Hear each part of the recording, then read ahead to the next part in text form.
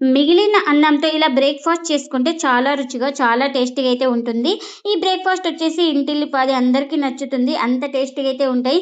ఇంకెందుకు ఫ్రెండ్స్ ఆలస్యం, ఎలా చేయాలో ఏంటో అనేది వీడియోలోకైతే వెళ్ళిపోయి చూద్దామా మరి?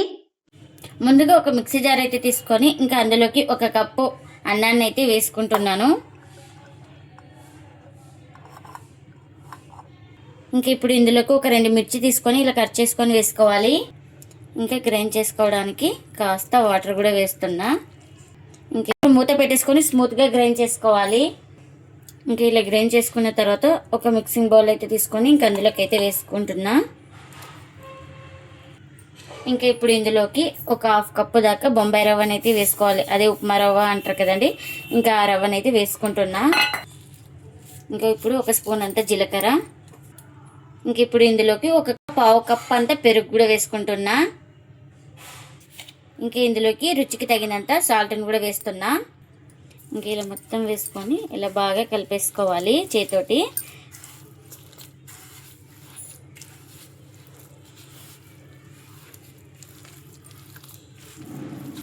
ఇంకా ఇలా అంతా కలుపుకున్న తర్వాత ఇంకా ప్లేట్ అయితే పెట్టేసుకొని ఒక 10 నిమిషాలు పక్కన పెట్టుకుంటే మనకు రవ్వ అనేది బాగా సాఫ్ట్గా నానుతుంది. ఇంకా ముందుగా ఒక మిక్సీ జార్ అయితే తీసుకొని అందులోకి ఇంకా వేయించుకున్న పల్లీలు, అలాగే ఒక 3 స్పూన్ల దాకా పుట్నాల పప్పు, కారానికి తగినంత మిర్చి, ఇంకా అలాగే రుచికి తగినంత సాల్ట్, ఇంకా గ్రైండ్ చేసుకోవడానికి కాస్త వాటర్ని కూడా వేసుకుంటున్నా. ఇంకా ఇప్పుడు మూత పెట్టేసుకొని గ్రైండ్ చేసుకోవాలి. ఇంకా ఇలా గ్రైండ్ చేసుకున్న చట్నీని ఒక బౌల్లోకి అయితే తీసుకుంటున్నా. ఇంకా ఈ చట్నీకి పోపు కూడా పెట్టేసుకున్నానండి. ఆ పోపును కూడా ఈ చట్నీలోకి అయితే వేసుకుంటున్నా. ఇంకా మనకు చట్నీ అయితే రెడీ అయిపోయింది.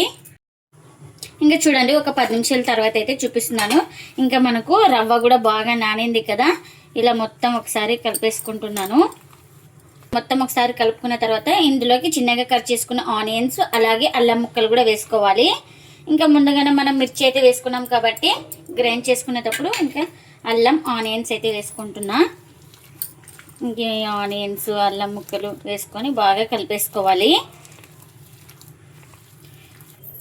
ఇంకా మనకు ఎంత పిండి కావాలో అంత పిండి ముద్దను అయితే తీసుకుంటున్నాను నేను ఇక్కడ.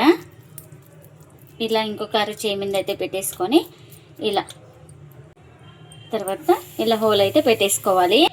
ఇంకా ఇప్పుడు దీన్ని ఒక ప్లేట్లోకి అయితే తీసుకుంటున్నా.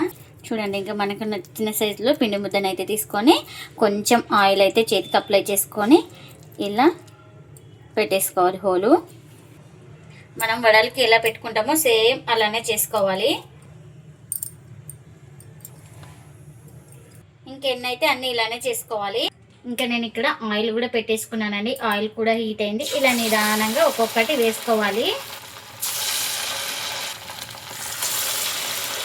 ఇంకా వీటిని ఒక సైడ్ కాలిన తర్వాత మరోవైపు అయితే టర్న్ చేసుకోవాలి.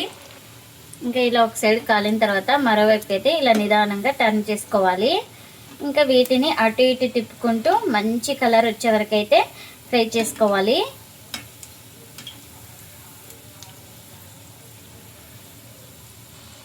ఇంకా చూడండి, ఇవైతే మనం మంచిగా కాల్చుకున్నాం కదా, ఇంకా ఇవైతే రెడీ అయిపోయినాయి. ఇలా రెడీ అయిపోయిన వాటిని ఒక ప్లేట్లోకి అయితే తీసుకుంటున్నా.